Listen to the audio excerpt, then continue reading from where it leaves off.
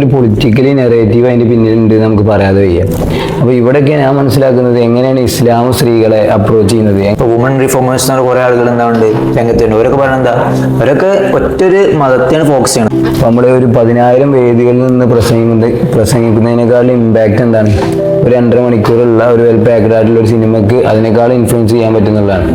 മുസ്ലിം സിനിമാസിന് വേണമെങ്കിൽ ഒരു ലിസ്റ്റ് ആക്കി നമുക്ക് എടുക്കാം. ഈ ഹേമ റിപ്പോർട്ട് കമ്മീഷൻ, അതേപോലെ മീറ്റു, ഇതൊക്കെ ഇപ്പോൾ ബോളിവുഡിലാണെങ്കിലും മോളിവുഡിലാണെങ്കിലും ഇപ്പോൾ ഈ അടുത്ത് വല്ലാതൊരു കോൺട്രവേഴ്സി ഉണ്ടാക്കിയൊരു സംഭവം, 2 ഇൻസിഡൻസ് തന്നെയാണ്. മിസ്റ്റർ ലിങ്ങിനെ പോലുള്ള യൂട്യൂബേഴ്സ് ഒക്കെ പോഡ്കാസ്റ്റിലൊക്കെ വന്നിട്ട് ഇങ്ങനെ പറയുന്നേക്കാം, ഈ താരങ്ങൾ പോകുമ്പോൾ ഒപ്പം ഈ എക്സ്പോസ് ചെയ്യുന്ന ഡ്രസ്സൊക്കെ ഒന്ന് കുറച്ചാൽ മതി. ഇതിനൊക്കെ 6-ാം നൂറ്റാണ്ടിൽ തന്നെ അല്ലെങ്കിൽ ഖുർആൻ പറയുന്നുണ്ട്, കൃത്യമായിട്ട് പറഞ്ഞു വെക്കുന്നുണ്ട്. പ്രവാചകനോട് ചോദിക്കുന്നുണ്ട്,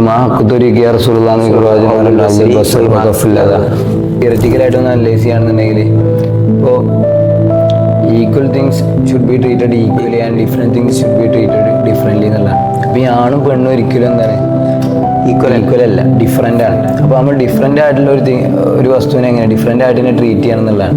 ഒരു സ്ത്രീൻ്റെ അവയവങ്ങൾ വേറെയാണ്, വ്യവഹാരങ്ങൾ വേറെയാണ്, വേദനകൾ വേറെയാണ്.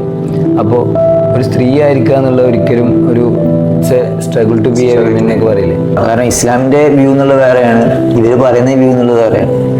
ഇതിലൊക്കെ മെയിൻ ആയിട്ടുള്ള വെച്ചാൽ നമ്മൾ എപ്പോഴും പറയില്ല, ഓറിയന്റലിസ്റ്റ് എന്നാണ് സംഭവം. ഇസ്ലാമിന്റെ പുസ്തകങ്ങൾ അവർ പഠിച്ചു, അവരാദ്യം ഇസ്ലാമിക് പുസ്തകങ്ങൾ പഠിച്ചു, പിന്നെ എന്താ അവരുടേതായ ആശയങ്ങളിൽ അതിനെ ചിത്രീകരിച്ചു.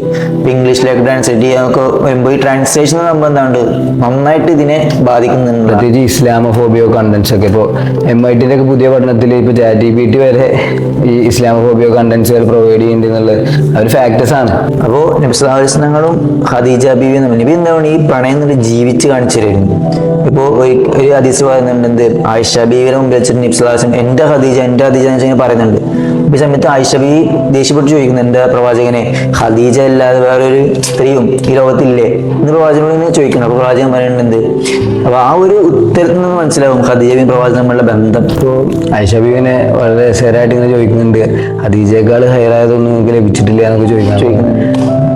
ഇല്ല ആയിഷ, ഖദീജയേക്കാൾ ഹൈറായിട്ട് എനിക്കൊന്നും ലഭിച്ചിട്ടില്ല എന്നൊക്കെ പ്രവാചകൻ പറയുന്നുണ്ട്. അള്ളാഹുവിന്റെ ഒക്കെ നമ്മൾ പറയാറുണ്ട്, ഇപ്പോൾ 500 കിലോ ഭാരമുള്ള ഹൈബറിന്റെ കവാടം ഒറ്റ കൈ കൊണ്ട് പൊക്കിയിട്ടാണ് യുദ്ധം ചെയ്യുന്നുണ്ട്. പക്ഷേ ഈ ഫാത്തിമ ബീവിന്റെ വഫാത്ത് എടുക്കാൻ ബലഹീനത നമുക്ക് എന്ത് ചെയ്യാം, സ്നേഹം എന്നൊക്കെ വിളിക്കാം.